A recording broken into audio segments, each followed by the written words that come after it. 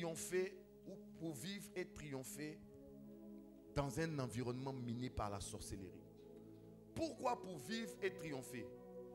Parce que dans tous les domaines et dans tous les endroits du monde, les agents de la sorcellerie ont des représentants. Donc tu ne pourras pas être dans un coin où tu pourras dire ici, ils ne sont pas là. Quelqu'un comprend? Jusqu'à preuve du contraire, l'entreprise dans laquelle tu travailles, ce n'est pas toi qui es le responsable de ceux qu'on recrute. Donc tu ne pourras pas dire qui a été recruté, qui est comment, ou qui a été recruté, qui n'est pas dedans. Quelqu'un comprend? Donc c'est très probable que tu sois dans un environnement miné par la sorcellerie.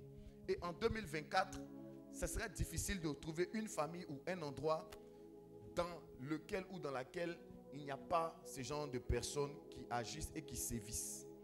Alléluia. Que Dieu nous bénisse abondamment.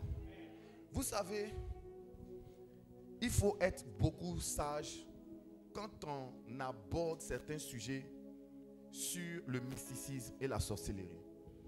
Cela demande une très grande sagesse. Alléluia. Pourquoi la sagesse? La sagesse parce que pour ne pas que tu aies certains comportements qui vont, au lieu de les chasser, les renforcer dans leur manière de t'attaquer. Vous allez voir beaucoup de personnes qui, lorsqu'ils découvrent qu'une personne est dans la sorcellerie, dans leur environnement, ils ont du mal à dormir maintenant. Tu vas voir la personne, à tous les gestes que le sorcier ou la sorcière fait maintenant, il a, au nom de Jésus, sans effet. Amen. Donc, s'il veut aller boire de l'eau et que la personne a bu de l'eau avant lui dans le frigo, il a ouvert le frigo avant lui. Donc, quand lui il arrive devant le frigo, il dit, sang de Jésus, sang de Jésus. Alléluia. Je mets le sang, je mets le sang. Amen.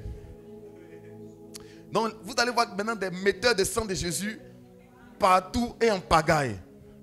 Qui a dit amen bien?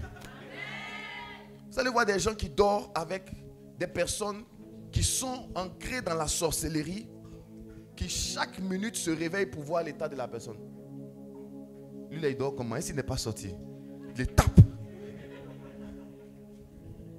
Il dit réveille-toi, reviens ici. Qui a dit amen bien? Alléluia.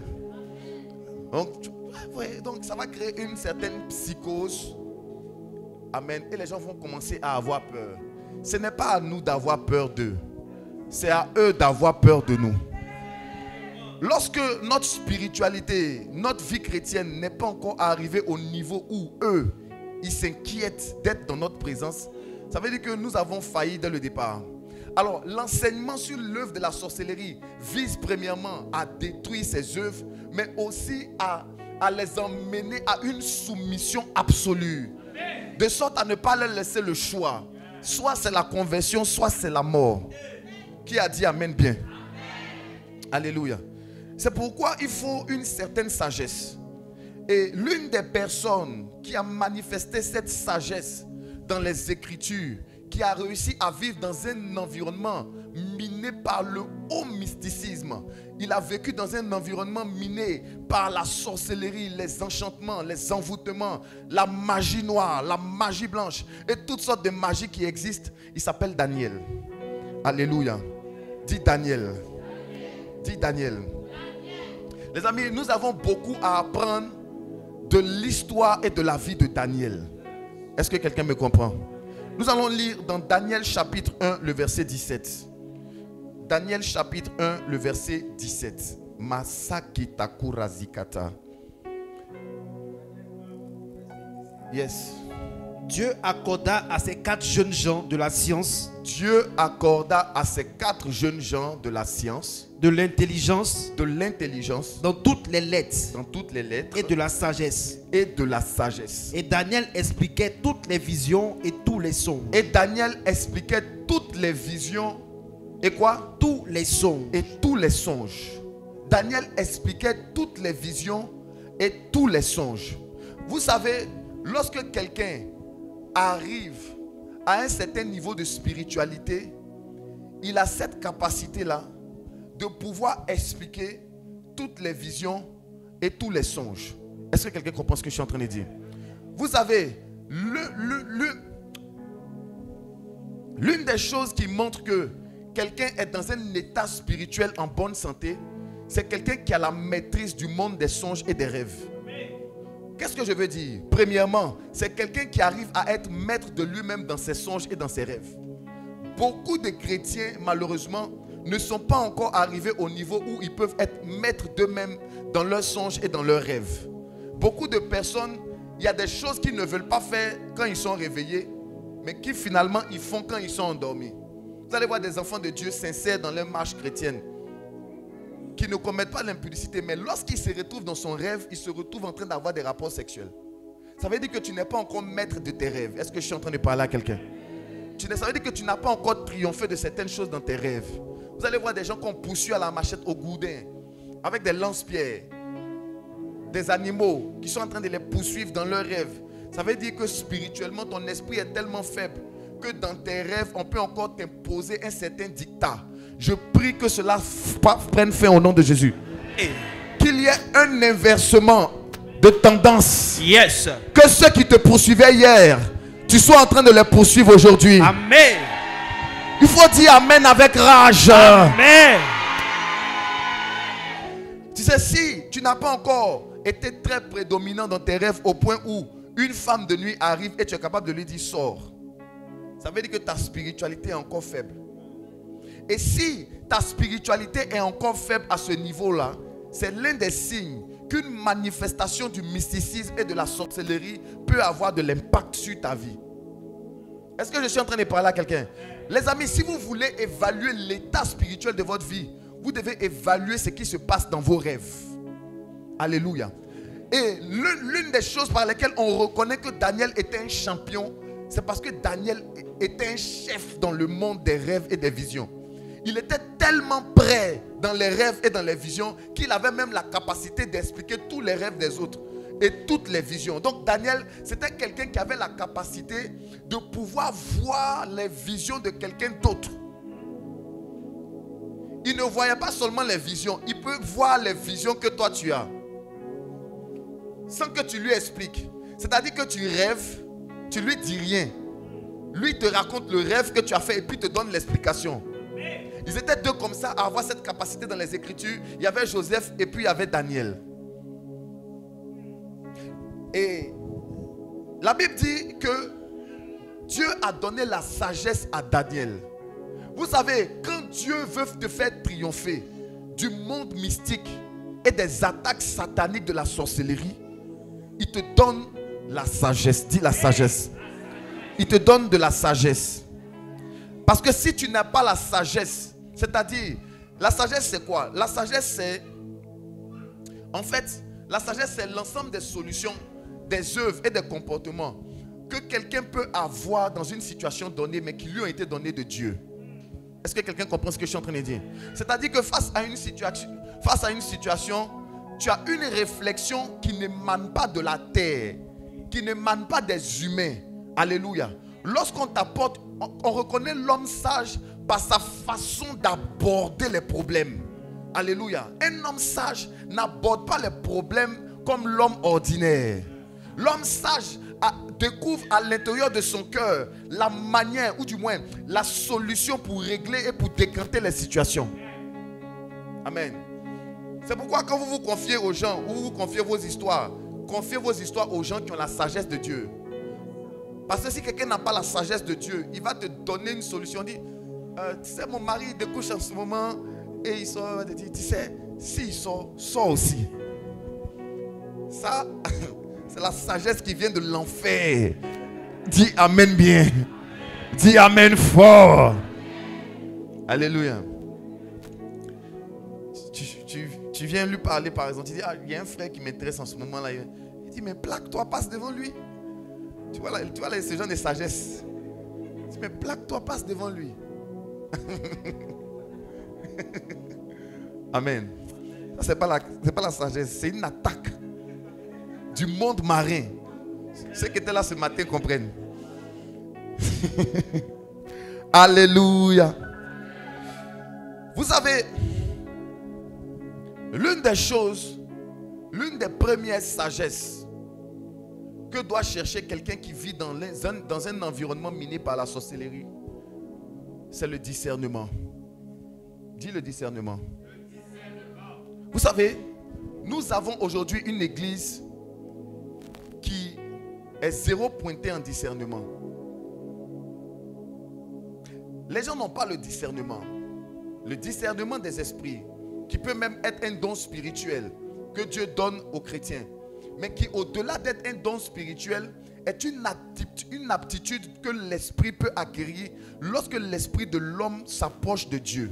Tu sais, quand tu es beaucoup dans la présence de Dieu et en contact avec Dieu, tu arrives à détecter quelles sont les manifestations ou l'origine des manifestations qui te font face. Alléluia. Vous savez, un homme sage, c'est celui qui a recours au discernement. Un homme sage, c'est celui qui a un discernement assez aiguisé. Tu sais, si tu es dans un environnement mystique et tu n'as pas le discernement, tu vas te faire manger cru. Alléluia. Parce qu'il n'y a pas plus vicieux et pervers que les mystiques et les sorciers. Dis, je dois avoir le discernement. Beaucoup d'hommes n'ont pas le discernement, c'est pourquoi c'est qu'ils n'ont pas pensé que c'était des attaques, sont devenues des grosses attaques qui les ont tués. Est-ce que quelqu'un comprend ce que je suis en train de dire? Est-ce que quelqu'un comprend ce que je suis en train de dire? Alléluia. Alléluia. Je vais vous donner un petit exemple sur quelque chose que beaucoup sont en train de vivre. Vous savez, dans le livre d'Ézéchiel, Dieu a dit au prophète de prophétiser sur un ensemble d'ossements desséchés. Tu te souviens? Et quand le prophète a commencé à prophétiser, la première des choses qui a commencé à se manifester, c'est que quoi? Les os ont commencé à se rapprocher des uns des autres. Après les os, la deuxième chose qui a commencé à se manifester, c'était quoi? Les nerfs. Pour ceux qui ont suivi, après les nerfs, c'était quoi? La chair. Et puis ensuite, qu'est-ce qui est venu? La peau. Amen. Donc dans la reconstitution d'un homme spirituellement, ça commence d'abord par les os. Quelqu'un comprend? C'est pourquoi quand Dieu veut bénir quelqu'un, il ne commence pas par ce qui est apparent, il commence par ce qui est intérieur. Il commence à reconstituer d'abord tes os. Quelqu'un comprend? C'est pourquoi quand tu commences à prier, les premières choses qui t'arrivent, ce ne sont pas d'abord ce que tu es en train de demander. Les premières choses qui t'arrivent, c'est que tu es confronté à des choses qui titillent ton caractère. Parce qu'on veut reconstituer ce qui est interne qu'on ne voit pas. Qui a dit amen bien ici? C'était même pas le rime amen que je voulais donner. Bref. Alléluia. Ce que je vais dire, c'est quoi? C'est que à l'inverse, le diable, lorsqu'il attaque, lui, il s'en prend d'abord petit à petit à ce qui est apparent pour arriver à ce qui est intérieur. Il y a des attaques qui ont commencé dans vos vies, mais dont vous ne savez pas que ce sont des attaques. Vous savez, certaines personnes sont là. Tu sais, tu finis de te laver. Et lorsque tu finis de te laver, tu as des démangeaisons. Certaines personnes ont des acnés, des boutons. J'ai entendu parler à quelqu'un. Il y a des boutons qui sont sur toi dont tu ne comprends pas. Ça dit que tu mets Sivodem, tu mets Nivea, tu vas chez Codia Institut. Petite publicité au passage. Tu prends tout ce qu'il faut. Les boutons ne partent pas. Alléluia. Mais ça part un peu. Ça revient après. Ça part un peu. Ça revient après. Donc, à un moment donné, quand tu vas aller à l'hôpital, le médecin va te dire, tu sais, tu développes une allergie. Et bizarrement, on ne sait pas détecter quoi? Cette allergie. Mais les acnés sont toujours là. Les boutons sont là. Certaines personnes ont régulièrement des furoncles qui apparaissent à des endroits qui font mal, ça s'arrête. Après encore, ça apparaît, ça fait mal, ça s'arrête. Certains ont des enflux au niveau de l'œil. Ça commence, après ça diminue. Les amis, c'est l'impact de la sorcellerie. Mais l'homme ordinaire va dire, j'ai des problèmes au niveau des yeux. J'ai des problèmes dermatologiques. J'ai des problèmes d'allergie. Il va commencer à aller payer les savons à la pharmacie. Il va commencer à devenir esclave des médicaments. Les amis, quand tu n'as pas le discernement, ça va se manifester par des petites choses que tu ne vas pas voir. Alléluia. Mais c'est ça qui est en train de se manifester. J'ai dit, ce que tu vois là, c'est ça. Je suis en train de parler à quelqu'un. Est-ce que je suis en train de parler à quelqu'un? Vous savez, lorsque ton discernement est aiguisé, les petits détails ne t'échappent plus. Les petits détails ne t'échappent plus. Vous savez, il y a souvent dans vos maisons certaines ampoules à certains endroits qui ne marchent pas. Et il y a comme une forme de négligence qui ne dit pas son nom, qui font que vous ne changez pas les ampoules. C'est là, tout le monde voit que c'est là, mais personne ne change. Ampoule 500, mais personne n'a le courage de changer.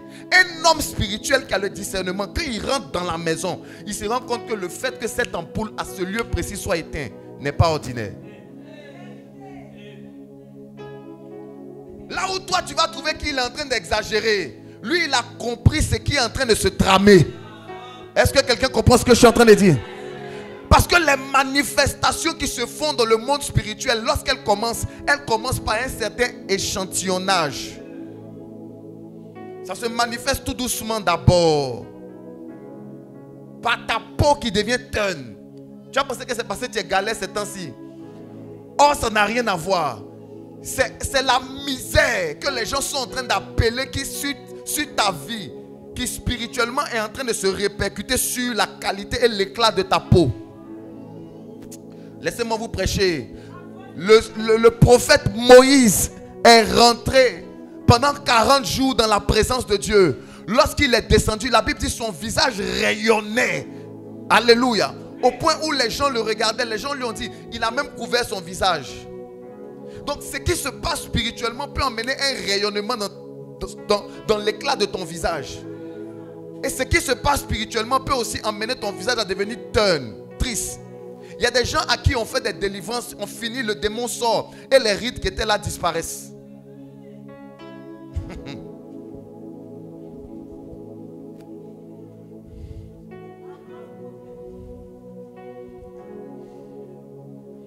Est-ce que je suis en train de parler à quelqu'un ici? Est-ce que je suis en train de parler à quelqu'un? Si je dois être sage, l'une des sagesses que je dois manifester premièrement, lorsque mon environnement est miné, c'est d'avoir un profond discernement et de pouvoir dissocier la lumière d'avec les ténèbres. Celui qui a la capacité de dire ça c'est ténèbres et ça c'est lumière est quelqu'un qui va avoir une longévité au milieu des sorciers et des magiciens. Parce que nous ne sommes pas appelés à vivre en dehors d'eux. Nous sommes appelés à vivre au milieu d'eux pour les imposer le règne de Jésus. Qui a dit amen fort? Ne t'en fais pas. Il se peut que tu découvres. Il se peut que tu découvres. Il se peut que tu découvres que quelqu'un de très proche dans la famille pratique la sorcellerie. Seras-tu appelé à haïr cette personne? Non. Tu seras appelé à vivre. Un jour, j'ai prêché ça ici. J'ai dit, mais si ta femme est sorcière, tu fais comment? Et beaucoup de gens m'ont écrit. Mais oui, tu seras appelé à vivre avec. Dis, on doit vivre avec.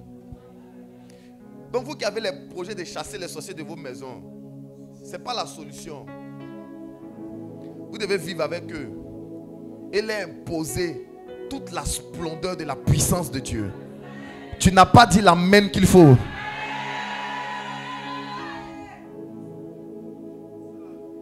C'est ça, non?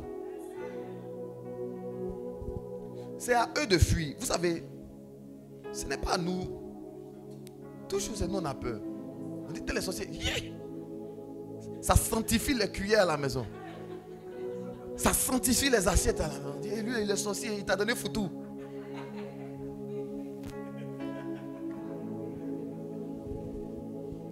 Amen.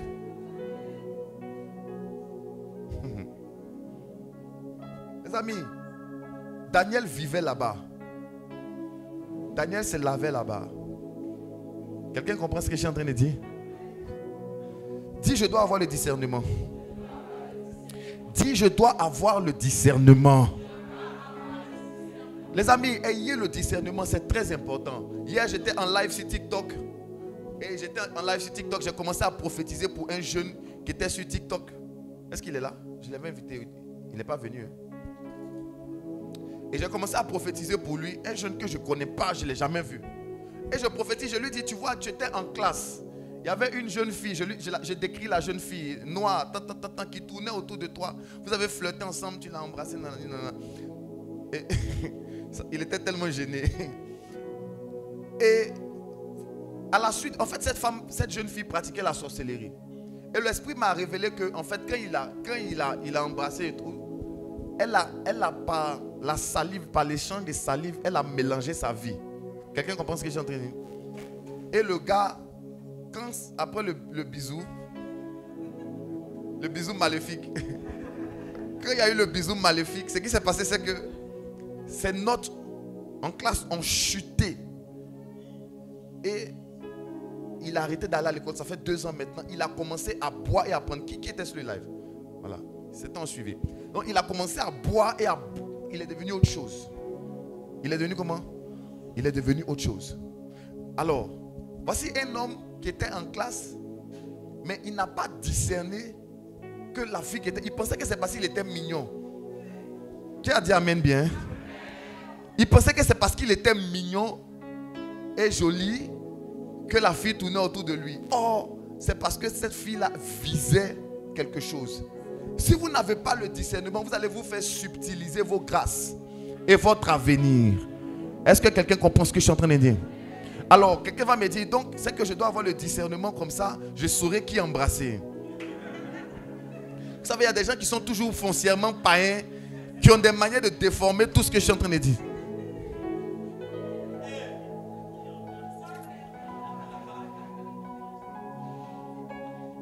Déjà, si tu peux commencer à ne pas embrasser ce qui ne t'appartient pas, c'est déjà quelque chose de bien. Alléluia. Mais j'ai pris l'exemple pour t'expliquer que si tu ne sais pas discerner, quelqu'un peut t'enchanter pour t'emmener à faire quelque chose que tu ne veux pas faire. Alléluia. On va aller rapidement.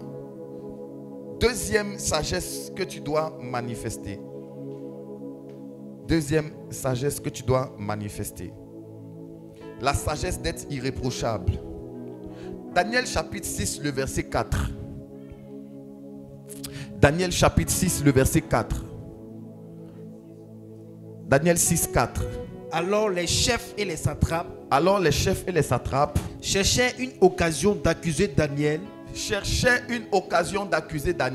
en ce qui concernait les affaires du royaume. En ce qui concernait les affaires du royaume. Dis les affaires. Les affaires. Il cherchait une occasion d'accuser Daniel dans son travail. Dans le travail que Daniel était en train de faire, numéro 1. Allons-y. Mais il ne put trouver aucune occasion. Mais ils n'ont trouvé aucune occasion. Ni aucune chose à reprendre. Ni aucune chose, c'est-à-dire que dans la vie personnelle même de Daniel, ils n'ont trouvé aucune chose. Parce qu'il était fidèle. Parce que Daniel était fidèle. Dis la fidélité. La fidélité. Et qu'on apercevait chez lui ni faute ni rien de mauvais. Donc on apercevait chez Daniel aucune faute ni rien de mauvais. Alléluia. Alors,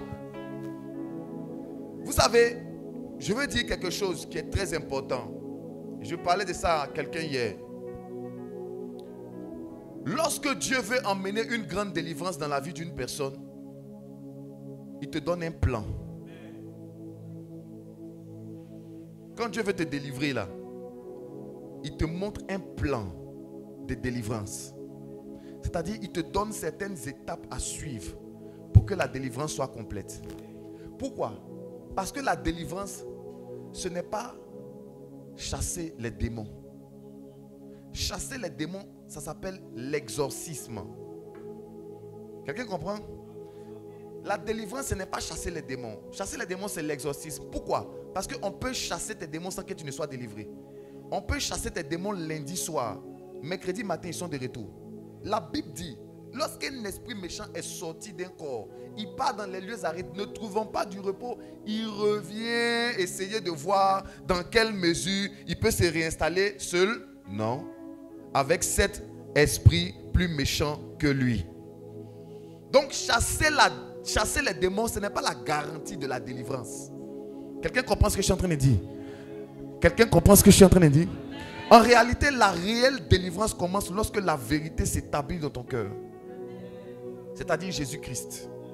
Quand Jésus-Christ descend dans la vie de quelqu'un de façon entière et totale et qu'il réussit à posséder l'être entier, La réelle délivrance a commencé et vient de s'achever.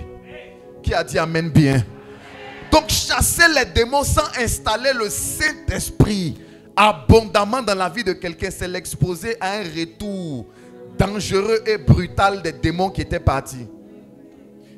Qui a dit amen bien? C'est pourquoi la réelle délivrance commence par une âme qui a envie de s'abandonner à 2000% entre les mains de Jésus. S'il vous plaît, si battre les mains violemment suffisait pour faire partir certains blocages depuis longtemps, certains de tes blocages étaient partis. Battre les mains avec violence et prier avec puissance, ce n'est qu'une partie du mouvement. La première partie de quelqu'un qui veut expérimenter une libération et triompher des œuvres de la sorcellerie, c'est une personne en qui on ne trouve pas de faute. Un peu comme Daniel. Est-ce que je peux parler à quelqu'un ici? Les amis, si vous êtes dans un environnement miné par la sorcellerie, que vous ne travaillez pas sur votre vie de sanctification et sur votre caractère, vous allez avoir la mauvaise surprise de constater que ce que vous êtes en train de chasser vous résiste depuis beaucoup d'années. La Bible dit, ces sorciers, ces magiciens, là, ces mystiques, ces occultistes-là, ont essayé de trouver dans la vie de Daniel une occasion de chute, premièrement dans les affaires du royaume. Je vais parler aux travailleurs qui sont ici.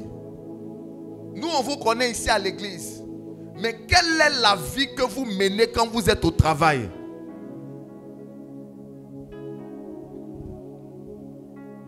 N'est-ce pas une vie au travail où on a des attouchements un peu tendancieux avec certains des collègues?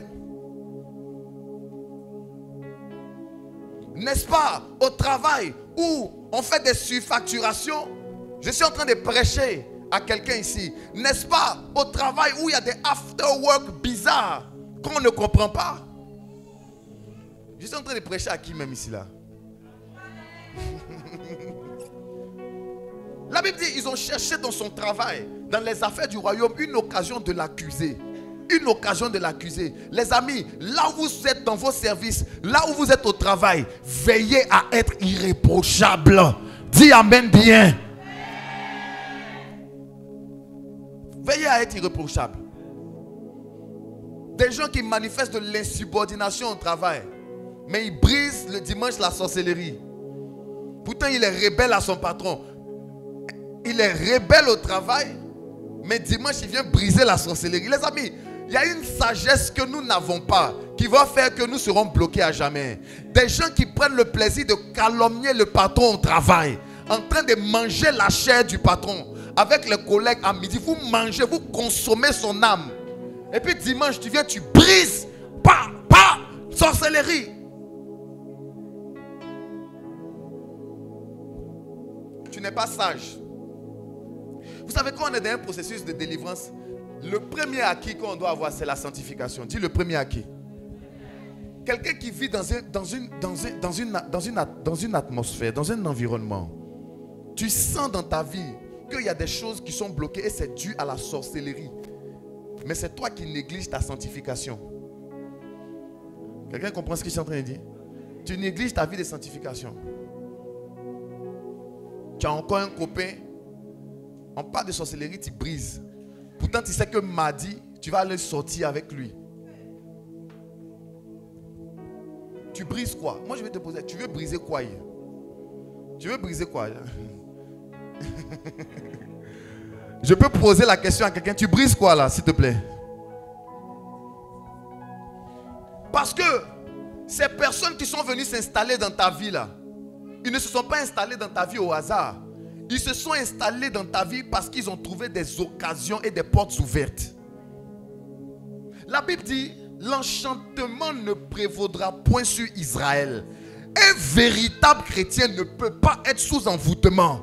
S'il y a un envoûtement qui prévaut quelque part dans ta vie, c'est parce que tu as ouvert des portes. Donc la première des choses, quand il dit Seigneur libère-moi, avant de te libérer, il met le doigt sur ce Qui a fait que les gens là t'ont mis dans la marmite? Qu'est-ce qui a fait que les gens là t'ont mis dans la marmite? Qu'est-ce qui a fait que les gens là ont pu toucher ton dos? Qu'est-ce qui a fait que les gens là ont accès à tes rêves, ils viennent t'attaquer? Qu'est-ce qui a fait que les gens là t'attaquent? Qu'est-ce qui fait qu'ils viennent dans tes rêves pour avoir des rapports? Qu'est-ce qui fait ça? N'est-ce pas les messages obscènes que tu envoies à des heures tardives à celui que j'ai pas envie de mentionner son nom? Les gens ont cherché une occasion de chute dans la vie de Daniel. Ils n'ont pas trouvé d'occasion de chute. Ils ont cherché partout dans sa vie personnelle. Ils n'ont pas trouvé d'occasion. Ils ont cherché au travail.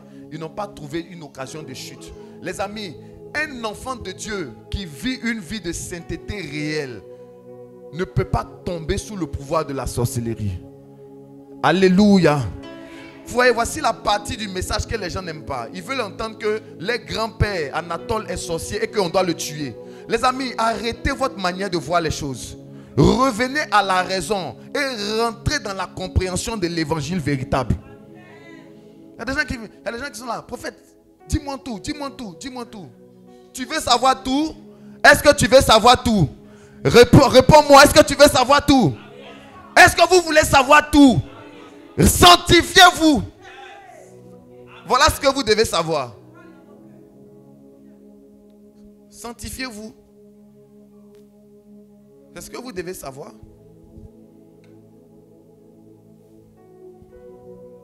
Les cœurs orgueilleux, les cœurs prétentieux, la prétention, l'orgueil, la suffisance, les caractères de rancune, de jalousie, de colère, des grandes portes ouvertes à de grands démons.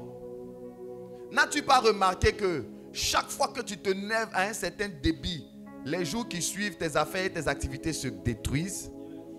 La colère est la porte de la destruction. La colère, c'est la porte de la sorcellerie dans ta vie. Je suis en train de donner une parole de connaissance à quelqu'un. Écoute, le problème c'est ça. Le problème c'est ça. Si tu ne prends pas en compte ce que le Saint-Esprit est en train de te dire et que tu veux seulement briser, tu vas te retrouver en train de briser jusqu'en 2075.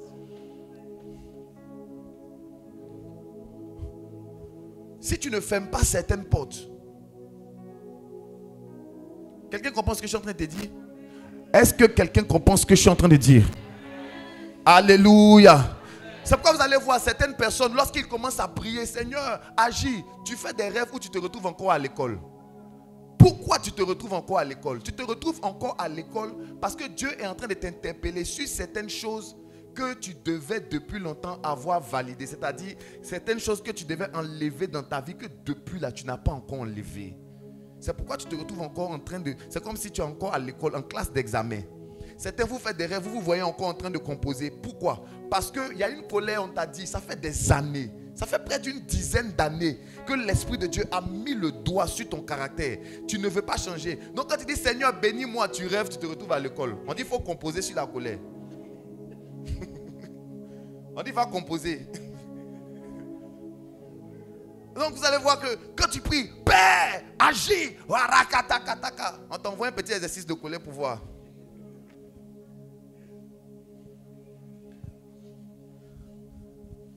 Dis exercice de colère. On envoie un bon chauffeur de cœur professionnel. Un gars comme EKT comme ça. Il vient, il t'attache. Il te fait fâcher. Pour voir si tu as validé. Une fois que tu as validé, tu vas voir que dans les jours qui viennent et qui arrivent, ce que tu es en train de demander dans tes prières, tu vas le recevoir. La Bible dit qu'il était comment? Fidèle. Dis la fidélité. Dis la fidélité. Dis fidélité. Vous savez, en 2024, les chrétiens sont des infidèles. Amen. Ils ne sont pas fidèles. Les enfants de Dieu, on n'est pas fidèles. On n'est pas fidèles dans notre vie de consécration. On n'est pas des fidèles. Tu vas voir quelqu'un qui prie aujourd'hui, il tape 2 jours, il ne prie pas. C'est un infidèle. Il n'est pas fidèle. Les gens ne sont pas fidèles. Ils ne sont pas loyaux. Alléluia. Ils ne sont pas loyaux. À la moindre, c'est-à-dire, il marche avec un petit truc en même temps. C'est-à-dire, chacun a ses principes. Moi, mes principes. Moi, j'ai des bornes sur lesquelles je marche. C'est-à-dire que moi, ça là, on ne me fait pas. Tu vois? Tu comprends ça? Je t'aime bien, hein? Mais j'ai mes principes. Tu vois? Voilà. Il y a des choses, moi, tu vois, une fois que tu es dans ce genre de choses-là, et que Satan sait que toi, il y a des portes comme ça dans ta vie, c'est toujours là que... Mais si dans un match de football, dites-moi, dans un match de football, nous sommes 11 sur le terrain. On se rend compte que sur le côté d'Adengra, il a beaucoup plus de succès. Pourquoi vous voulez qu'on envoie le ballon chez Nicolas Pépé? Mais Adengra, on balance ça là-bas. Ou bien, on voit que son défenseur là-bas, il est faible. Et qu'il arrive à faire des centres rapidement. Il arrive à rentrer dans la surface de réparation. Pourquoi vous voulez qu'on joue ailleurs? On lui donne le ballon. Au basketball, quand un joueur est chaud, on lui donne le ballon. Il a tous les ballons. On fait les systèmes pour lui, pour le mettre en évidence, pour qu'il puisse scorer. Le principal, c'est quoi? C'est la victoire. Même s'il va marquer 60 points, le plus important, c'est qu'on gagne. Donc, quand les esprits ont vu que toi, tu as des principes, on dit, ah, la principauté. La principauté, la principale. Tu as des principes. Ok. Les esprits ont remarqué que toi, ta faiblesse, c'est que tu as les principes. Et que toi, tu as des principes. Il y a des choses que tu n'aimes pas. Et que toi, on ne doit pas te faire. D'accord? Donc, l'envoûtement va faire que ce n'est pas quelqu'un d'autre, ce n'est pas quelqu'un de loin. C'est souvent tes enfants ou bien ton mari. Et lui qui va venir titiller ces principes-là maintenant, chaque fois. Titillez-moi ces principes. Je n'aime pas quand ici n'est pas ça. Vous marchez. Le gars, il vient, il marche. Il dit, eh, pardon, j'ai oublié. Demain encore, il vient, il marche. Pardon, j'ai oublié, il marche. Parce que toi, tu as les principes. Le problème, c'est que vous oubliez. Si Jésus, lui, voulait respecter, lui, ses principes, Jésus, c'est un roi. Depuis quand vous avez vu un roi venir dans la boue pour sauver les esclaves? Vous avez vu ça où? C'est dans quel royaume le roi descend de son trône pour venir sauver les esclaves? Si Jésus voulait respecter ses principes, en ce moment, nous étions tous très satanisés. Dis mes principes. Tant que tu n'as pas toi-même décidé de briser ces principes, l'œuvre de la sorcellerie va te résister. Beaucoup de gens, la sorcellerie vous résiste, non pas parce qu'ils sont plus forts que vous. Ils vous résistent parce que vous avez des caractères beaucoup trop difficiles. Des comportements difficiles. Tu vas voir des gens qui se lèvent le matin, ils boudent. Il est dans la maison là, on ne peut pas lui parler, gonflé. Lui seul est gonflé. Tu lui parles, il ne répond pas. Tu dis ça, il ne fait pas. Et le gars, il peut te taper ça sur 4 jours. Maintenant, quelqu'un comme ça, on dit briser, il brise. Tu brises qui? La première des choses que tu dois briser, c'est ce caractère que tu dois briser d'abord. Qui boude. Il ne parle pas, il boude. Des femmes qui boudent. La boudeuse. Bouddha. Maman Bouddha. J'ai fait quoi? On te regarde. Mais dis-moi, qu'est-ce que j'ai fait? Tu n'as rien fait. Pourquoi tu ne parles pas? Il n'y a rien.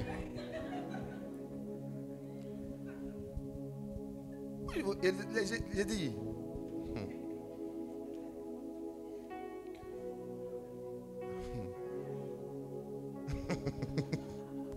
Qui se sent visé? Il faut dire la vérité. Alléluia. Dis la sagesse. Que lorsque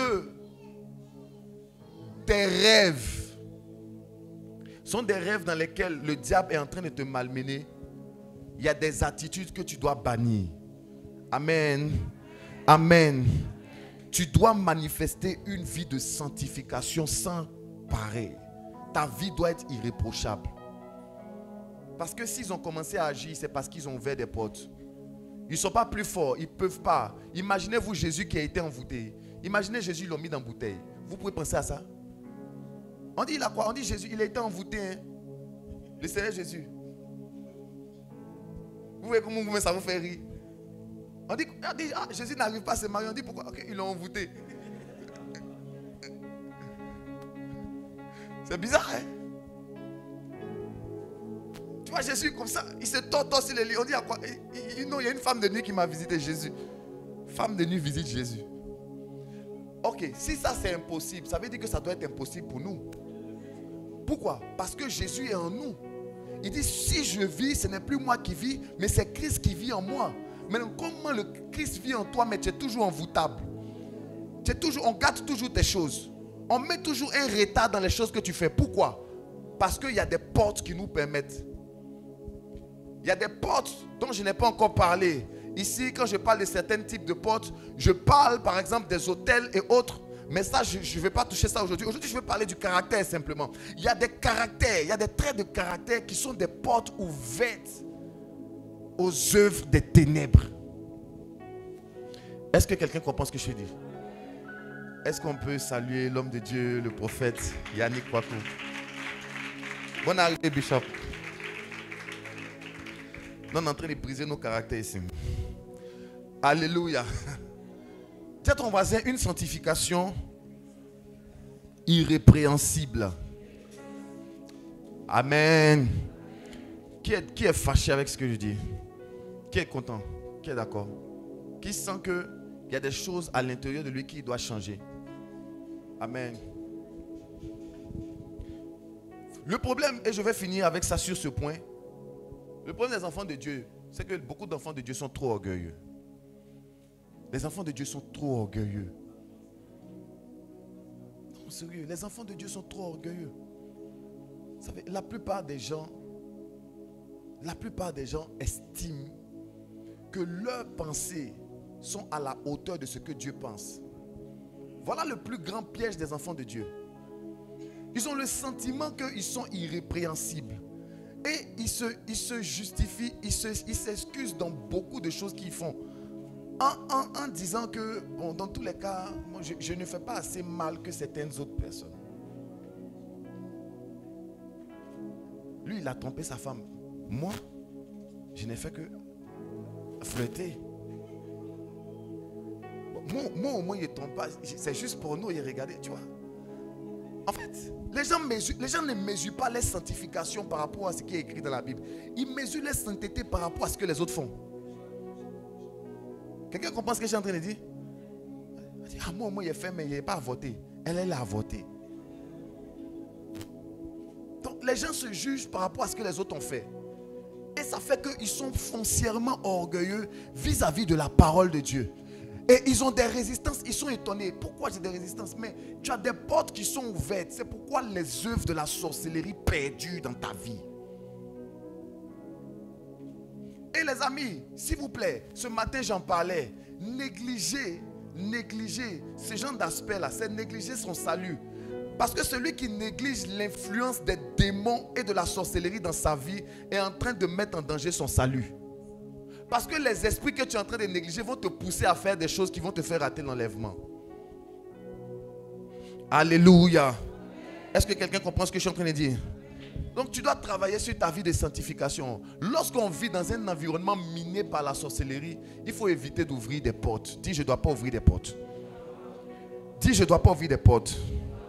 Alors, toi, tu sais que tu es quelqu'un de sensible. Mais c'est toi qui es partout où la sensibilité peut être heurtée. Quelqu'un comprend ce que je suis en train de dire? Tu sais que tu es sensible, mais c'est toi qui te retrouves dans toutes les situations bizarres. Dans les after-work bizarres. Tu es enfant de Dieu, tu es chrétien, tu vas dans after-work. Pourtant, quand tu es rentré au travail, il y a un gars, tu as crushé sur lui. Le gars, il est au after-work là-bas. Tu t'en vas là-bas. Maintenant, tu es en train de briser. Comment quelqu'un peut briser ce qui le combat pour aller dans ce qui le combat? Tu es en train de briser les œuvres de la sorcellerie pour aller dans une machination orchestrée par la sorcellerie. C'est comme quelqu'un qui répare son habit et puis lui-même il froisse.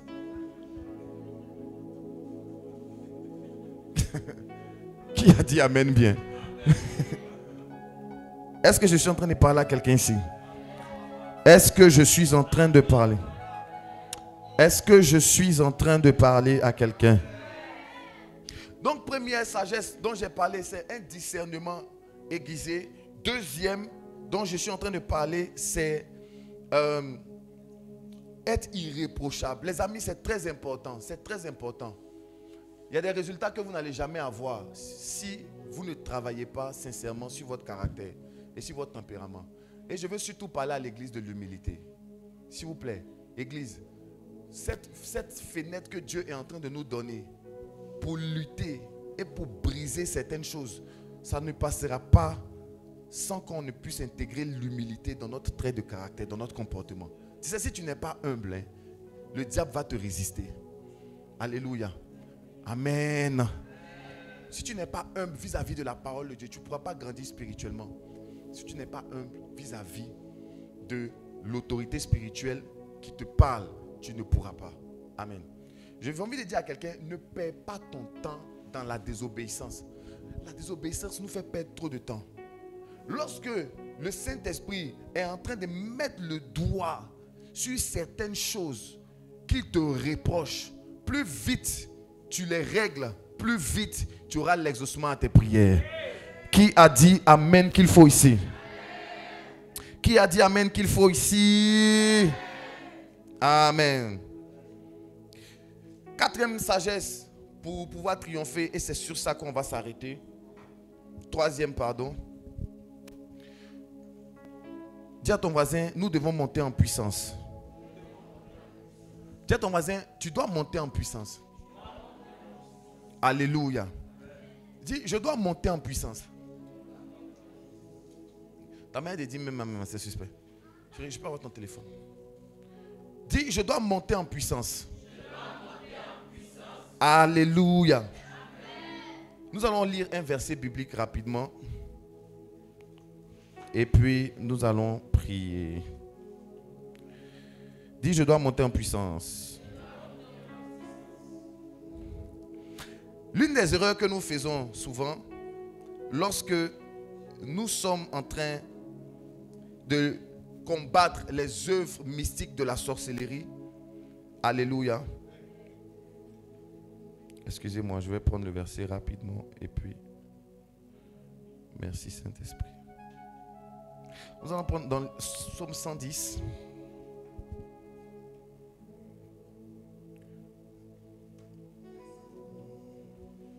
Verset 1. On va lire, je vais faire le commentaire et puis on va...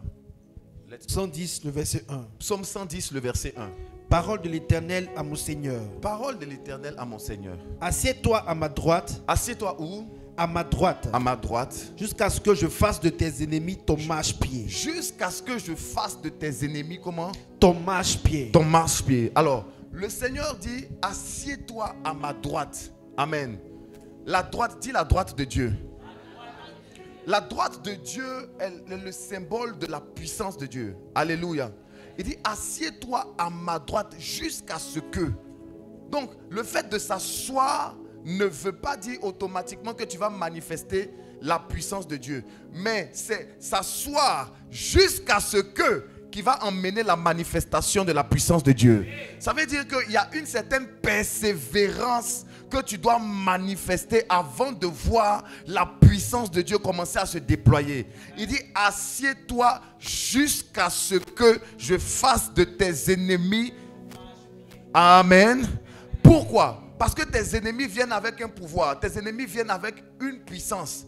Tes ennemis se basent sur beaucoup de choses. Vous savez, l'œuvre de la sorcellerie qui est en train de travailler dans ta vie se base sur beaucoup de choses. Le droit du sang, le droit de la famille, le droit des hôtels. Il y a plein de choses. Certains de tes péchés qui ont ouvert la porte. Amen. Et pour terrasser souvent ces œuvres, il faut que tu aies une puissance d'une certaine dynamique.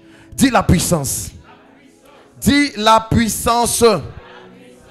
Alors, l'un des secrets que Daniel a manifesté, c'est que Daniel n'a pas été dupe. Amen. Vous savez, beaucoup d'enfants de Dieu, ils n'ont pas la sagesse de rechercher la puissance de Dieu. Ils n'ont pas la sagesse de rechercher la puissance de Dieu. Enfin, ils n'ont pas la sagesse de rechercher l'onction de Dieu. Dis l'onction. Dis, j'ai besoin de l'onction, s'il te plaît. Amen. Si l'onction n'est pas manifeste dans ta vie, il y a des œuvres de la sorcellerie qui vont perdurer dans ta vie. Alors, quelqu'un me regarde en disant, cette affaire d'onction, c'est pour les pasteurs. Les amis, cette affaire d'onction, ce n'est pas pour les pasteurs. Cette affaire d'onction, c'est pour ceux qui ont besoin de libération. C'est pour ceux qui ont besoin de liberté. Est-ce que quelqu'un a besoin de liberté ici ce soir? Est-ce que quelqu'un a besoin de liberté ici ce soir?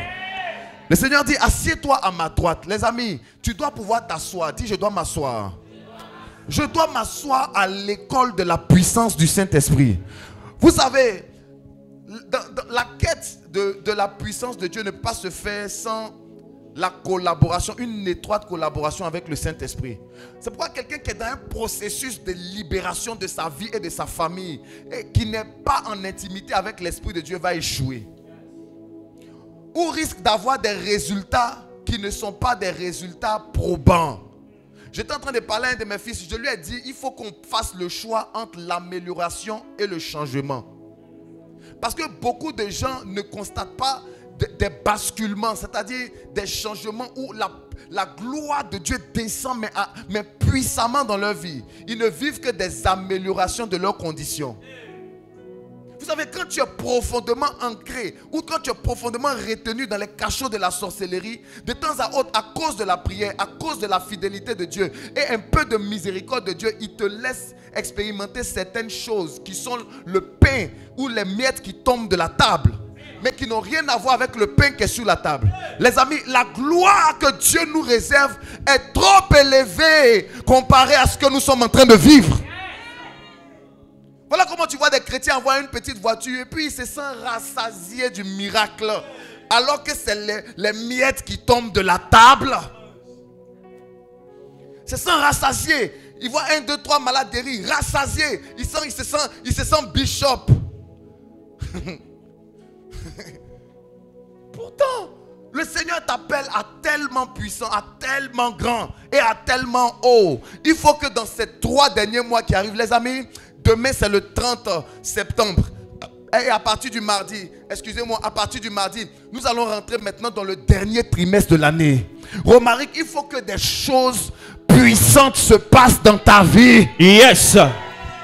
Il faut que 1 devienne 1000 dans ta vie. Amen. Tu n'as pas dit amen fort. Amen. Ta manière d'être ignorant ou indifférent vis-à-vis de ce que je suis en train de dire m'inquiète. Il faut que tu manifestes une rage. Il dit, assieds-toi à ma droite jusqu'à ce que je fasse de tes ennemis. Même Dieu même sait que tu as des ennemis. Je ne comprends pas la naïveté de cette génération. Des gens qui sont tellement profondément ancrés et endormis dans les émotions, qui ont le sentiment que tout le monde les aime. Mo, mes CPO, mon frère d'une autre mère. Tu racontes quoi toi? Ma soeur d'une autre mère. Oh, moi dans mes... Il y a des paroles maintenant quand j'entends ça m'énerve. Non, nous dans notre famille on est unis. Hein. Nous on ne fait pas... Tu dis quoi? Tu parles de quoi toi? Si toi tu vois rien la nuit, les gens ils voient. Si toi la nuit, quand tu fermes les yeux, tout est noir jusqu'au petit matin, les gens ils ont des écrans couleurs. Ils sortent, ils s'envolent, ils pédalent. Ils font des trucs, ils gâtent des vies, ils gâtent des foyers, ils renversent des familles. Ils envoient des boules dans des ventres, des fibromes. Si toi tu fais rien et que tu n'as aucune activité nocturne, eux ils en ont.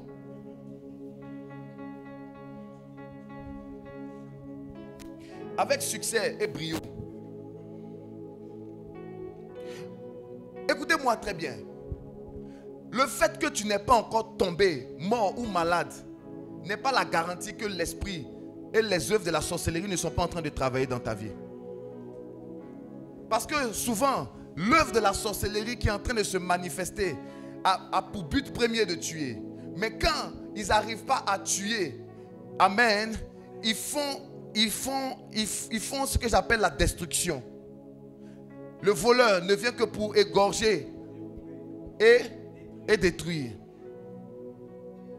Souvent, je vais vous expliquer quelque chose. Est-ce que vous, qui dans votre famille, ils ont déjà tué un mouton? Un mouton entier. Pour seulement la famille. Est-ce que quand vous avez tué le mouton entier, vous avez mangé tout le même jour? Hein? Est-ce que vous avez mangé tout le même jour? Souvent dans l'influence de la sorcellerie, des fois ils essaient, mais ils n'arrivent pas à manger tout.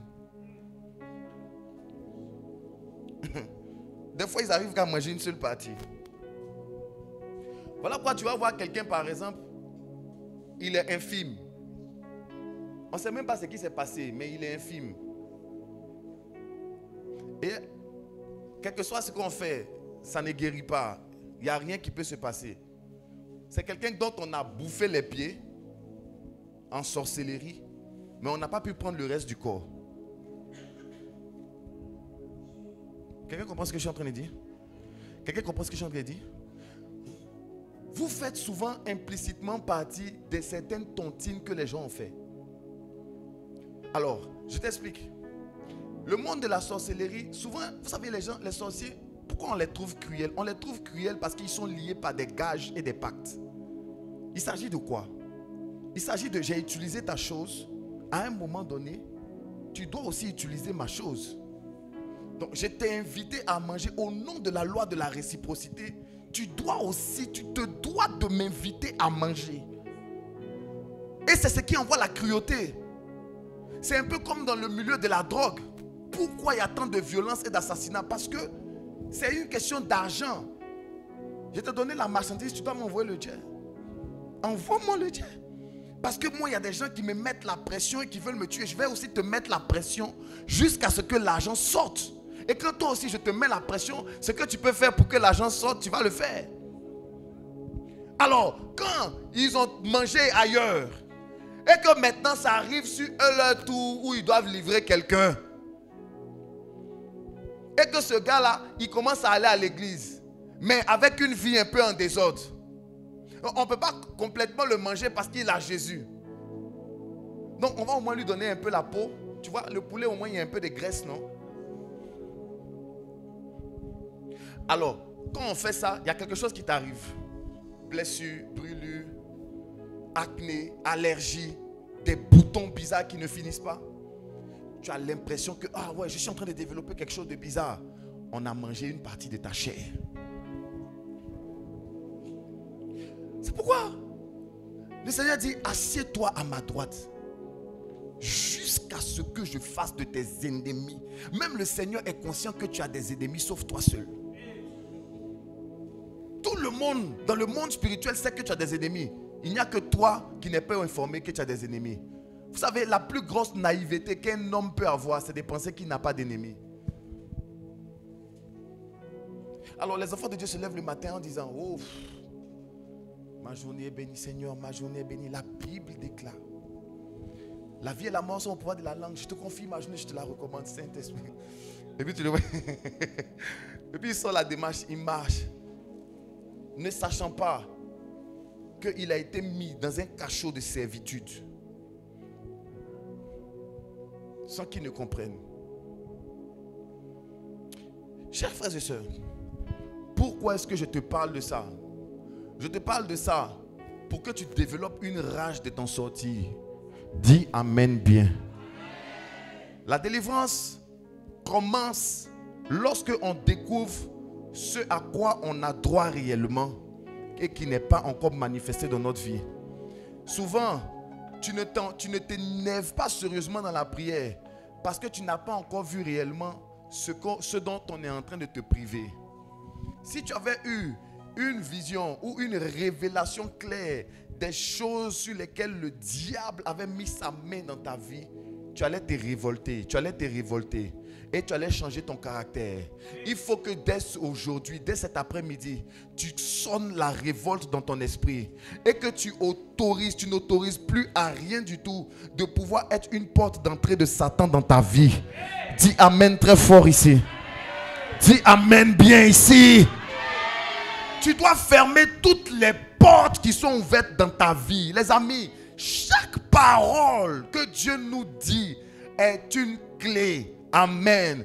Et lorsque cette clé, on ne l'utilise pas, c'est une porte qui reste ouverte.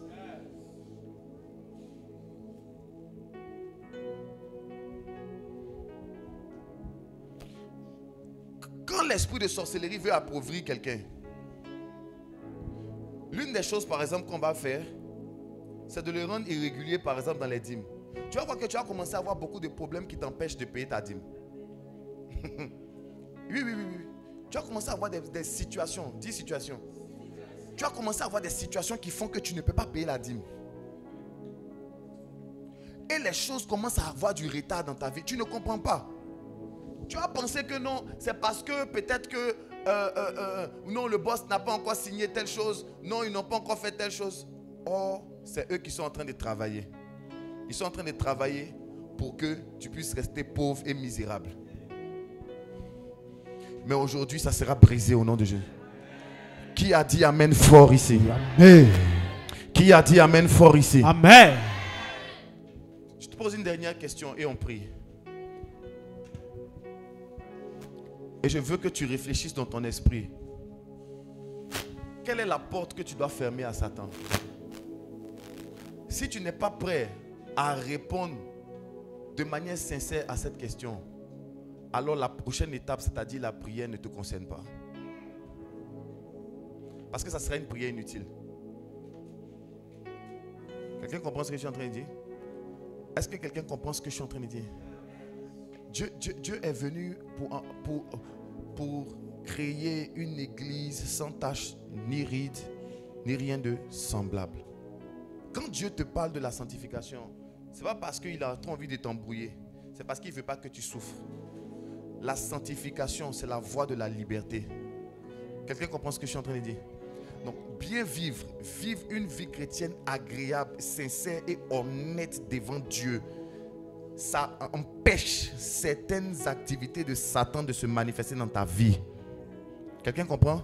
La vie de piété est une vie qui permet à Dieu et au Saint-Esprit de mettre la lumière sur les ombres et sur les zones ténébreuses qu'il y a dans ta vie et dans ton atmosphère. Alléluia. Vous savez, il y a des songes pertinents que le Saint-Esprit voulait vous donner depuis longtemps, mais tellement que tu ne pries pas. Tes yeux spirituels sont tellement en de mauvais état que quand tu dors, tu ne vois rien. Et les rares fois où tu vois quelque chose, quand tu te réveilles, tu oublies. Parce que tu ne pries pas. Tu n'as pas une vie de prière conséquente. Tu n'es pas fidèle dans ta vie de prière. Donc du coup, le Saint-Esprit ne peut rien te montrer. Donc tu viens à l'église le dimanche et tu ne prends pas la résolution. Tu ne comprends pas pourquoi tu n'arrives pas à prendre la résolution d'avoir une vie de prière régulière. Donc quand tu es à la maison, tu scrolles sur les réseaux sociaux, TikTok et autres. Mais tu n'arrives pas à comprendre. C'est l'impact de la sorcellerie qui est en train d'étouffer ton esprit et empêcher ton esprit d'avoir accès à ce qui doit te revenir. C'est pourquoi il y a des gens ici. L'une des résolutions qu'ils doivent prendre cette semaine, c'est de désactiver momentanément certains réseaux sociaux. Momentanément. On ne peut pas être dans une situation complexe et avoir une attitude ordinaire. À situation complexe, comportement extraordinaire. Si la situation, si par exemple notre pays, je ne souhaite pas, les gars, je ne dis pas que ça arrive, mais dans ce pays-là, si par exemple dans notre pays, il y a quelque chose de bizarre, une attaque ou bien quoi, est-ce que les gens vont dire, bon écoutez, il y a une attaque, vaquez à vos occupations et tout? Non, le gouvernement va prendre une mesure. On appelle ça état d'urgence, n'est-ce pas? Donc on rentre en état d'urgence. On va peut-être décréter un couvre-feu. Amen. Donc on prive tout le monde de certains droits qui sont ordinaires. On dit tout le monde à partir de 19h rentrez chez vous à la maison. Il y aura une patrouille. Celui qu'on attrape dehors, il sera comment? Merci là-bas. Donc Tu ne peux pas être dans une situation difficile. C'est pour certains depuis plusieurs années. Mais il n'y a pas un couvre-feu spirituel qui est allumé dans ta vie. Certains d'entre vous, vous devez vous-même vous mettre sous couvre-feu. Ou à 18h, vous êtes à la maison, vous ne sortez plus. Tu fais quoi dehors? Tu es bloqué, tu fais quoi dehors? Tu fais quoi dehors dans les coins d'un loco en train de manger? Pourtant, tu es bloqué.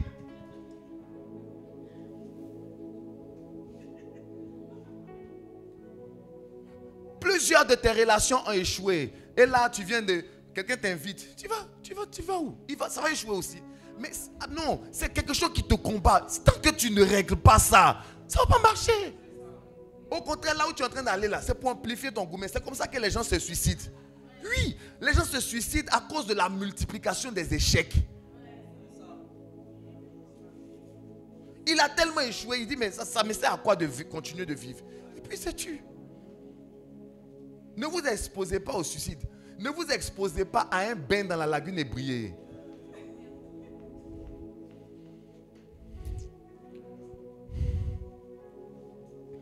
Je suis en train de parler à qui? Tu dois te mettre sous couvre-feu cette semaine. Dis amen bien. Cette semaine, tu dois désactiver certains réseaux. Dis amen fort. Cette semaine, tu dois te priver de certaines nourritures. Dis amen. Il y a des gens ici. Tu dois faire un peu de privation de viande. Cette semaine.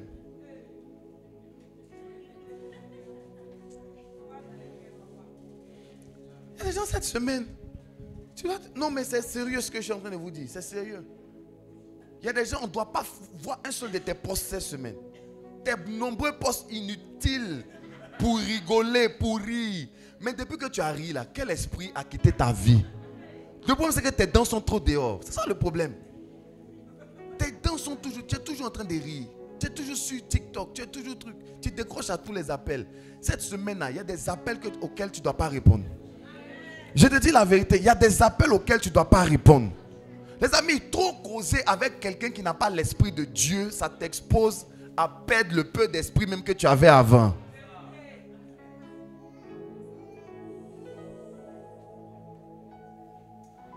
L'une des choses que j'ai remarqué chez les hommes spirituels, ils n'aiment pas durer au téléphone.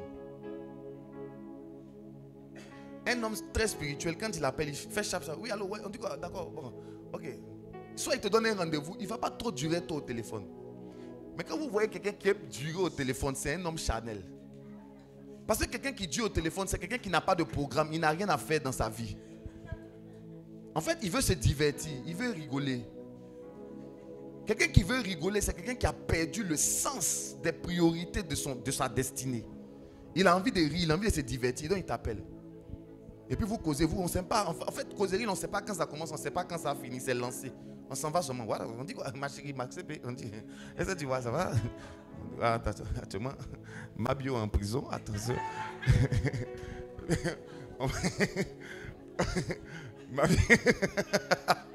Actuellement,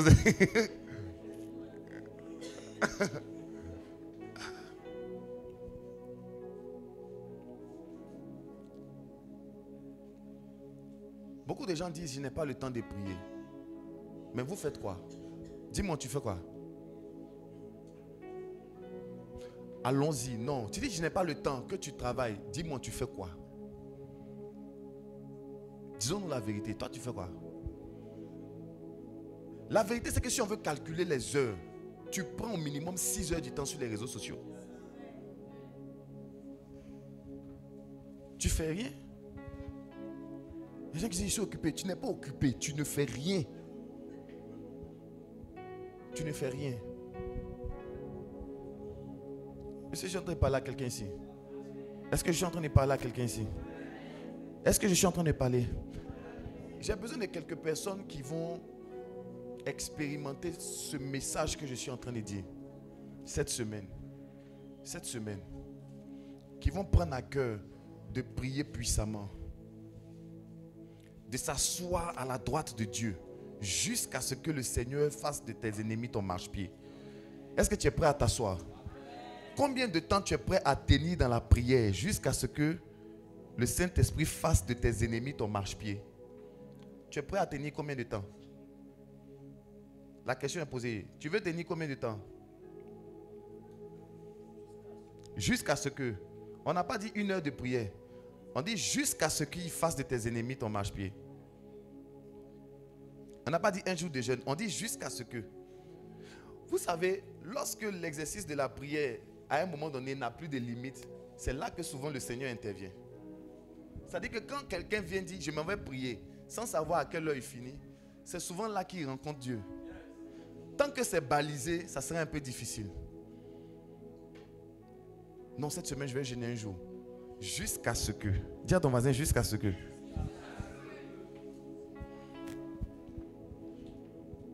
Le Saint-Esprit veut pousser à bout quelqu'un ici qui n'a pas encore fait certaines choses qu'il est censé faire depuis longtemps. Qui a dit Amen bien? Tu sais, il y a des jeunes que tu as trop reportés. Il faut maintenant décider de les faire. Il faut maintenant décider de les faire. J'avais un ami comme ça qui me faisait trop rire. Il dit actuellement, j'ai un set à fruits que je dois faire. Toujours quand tu le vois, il dit actuellement, j'ai un set à eau que je dois faire. Là, je suis en train de préparer ça. Alléluia. Il est toujours dans le projet de jeunes. On dirait un gars de cunette. Je ne comprends pas. Il est toujours dans le projet. Actuellement, j'ai un 21 que je dois faire. Mais tu ne le vois jamais faire. C'est quand tu vas faire ton moment. L'Esprit est en train de parler à ton cœur ici. L'Esprit est en train de parler à ton cœur.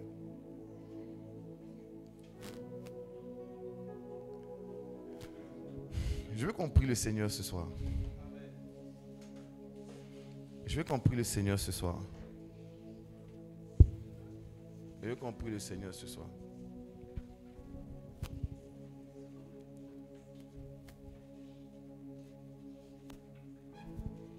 Il y a une certaine catégorie de personnes ici dans cette salle qui, elles, ont besoin simplement de sortir de certaines cages de la misère. Pasteur Emmanuel, des fois, ce n'est pas la compétence que tu n'as pas. Des fois, ce n'est pas le don que tu n'as pas. Souvent, il y a certaines personnes que tu ne rencontres pas. C'est tout ton problème. Je suis en train de parler à quelqu'un. Souvent là, ce n'est pas la compétence que tu n'as pas. Souvent le problème, c'est qu'il y a des gens que tu n'as pas encore croisés. Il y a des gens que tu n'as pas encore rencontrés.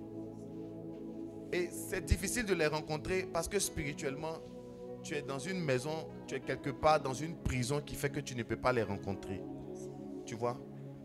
Et tant que ces barrières de cette prison ne sont pas brisées, tu ne les rencontreras jamais. Et tu vas avoir l'impression que les autres